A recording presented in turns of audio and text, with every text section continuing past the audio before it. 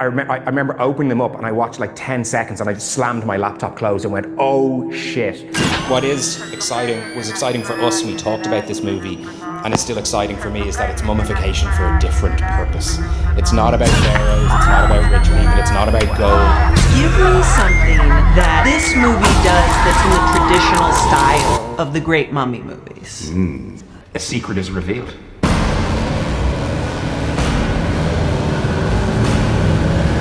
So last summer it was announced that Lee Cronin will be helming a new Universal monster movie for Blumhouse in the vein of Leigh Whannell's Invisible Man, Wolfman. And apart from like the announcement of the film itself, it was radio silent until like earlier this year. It was being reported that the test screenings were quote unquote disastrous. James Wan, the producer of the film, the guy responsible for all of these, walked out of the test screening. This was shocking given that there wasn't much buzz around it. It was still highly anticipated. You can do a lot with The Mummy apart from like The Plague, Brendan Fraser, Tom Cruise. And what was given to us as a synopsis was really, really intriguing. When their daughter disappears after being cursed by a mysterious woman, a family is forced to move on. 8 years later, a plane carrying a sarcophagus crashes and its contents revealed. A now grown Katie lies within. When Katie returns home, she isn't at all what she used to be, and a dark, mysterious force is unleashed onto the family. And after that, there was nothing. Well,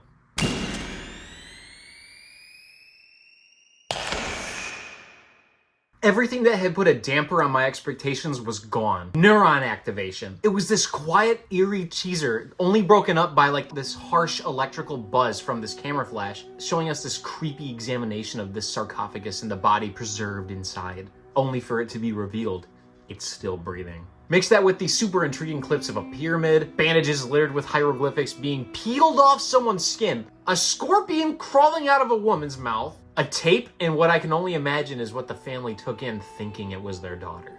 The whole thing hooked me like a fish. This is not The Mummy, I told myself, given what Lee Cronin had explained. Who were these people that took her? Why her? Why 8 years? And what is the grand scheme at play here? Those creepy low-quality chants lived in my head for weeks. And as I kept snowballing in my head what this could all be, I got an answer. Don't worry, Grandma. It's fun to be dead. I may have gotten my hopes up a little too high. While this wasn't the new take on The Mummy I was expecting, I was still pleasantly surprised by what was showcased. That being Evil Dead in Egypt. I was excited. The viciousness I had fantasized about was there. And with that came this body horror approach to this feral little ghoul of a mummy. She's fucking eating scorpions in the attic and shit. Even though I was a little let down by the expectations that I kind of just set for myself, I'd be lying if this was not my most anticipated movie of 2026. While I didn't love Evil Dead Rise with all my heart per se like I did Fede Alvarez. Where'd the R come from? I've grown to enjoy it for what it is, and I really dig Lee Cronin's style. I like his really lived-in settings. I like all of the characters. I find the humor a little goofy. I like the gore. The dude scratches an itch of mine. Now that he wasn't under the blanket of a popular IP, he could literally do whatever he wanted. Hell, they even tried renaming this like The Resurrected because of how violent and separated this was from the Universal monster. He stood his ground. He embraced that this was his take, slapping his name in front of it, giving us Lee Cronin's The Mummy instead of just The Mummy. Personally, I think it sounds badass and it rolls off the tongue. All we had to do now was wait, and thankfully, we didn't have to wait long.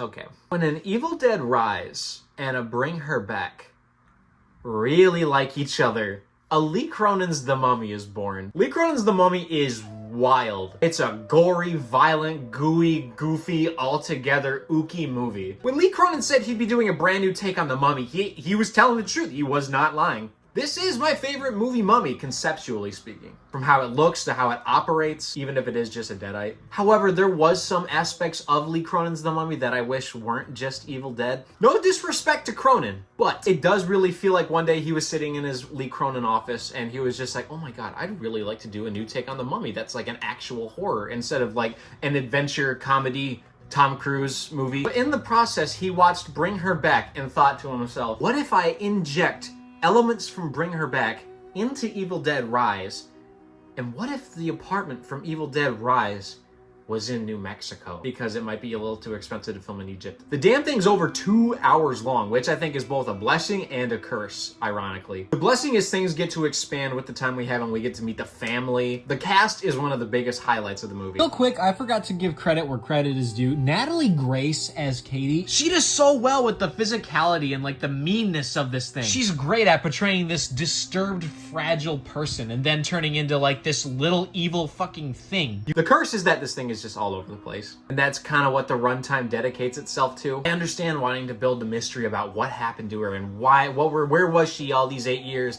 and exploring this really creepy ritual taking place in the city of Cairo, which this movie loves Cairo, by the way. Lee even went on record to say he wanted this to be part poltergeist in part 7. To which I ask, how? Is Lee Cronin's The Mummy a brand new take on this Universal monster that doubles as a nasty and vicious horror film in the Cronin style? Yes. Is it also a bit poorly written and a little overstuffed?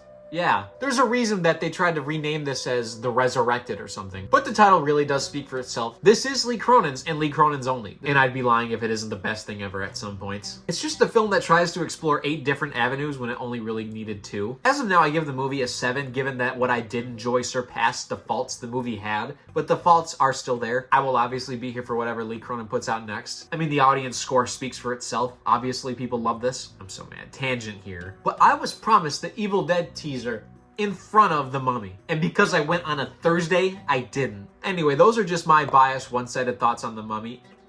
Lee Cronin's The Mummy. If you agree or disagree, I would love to hear your thoughts in the comments. Now, if you'll excuse me, I'm gonna go clip my toenails.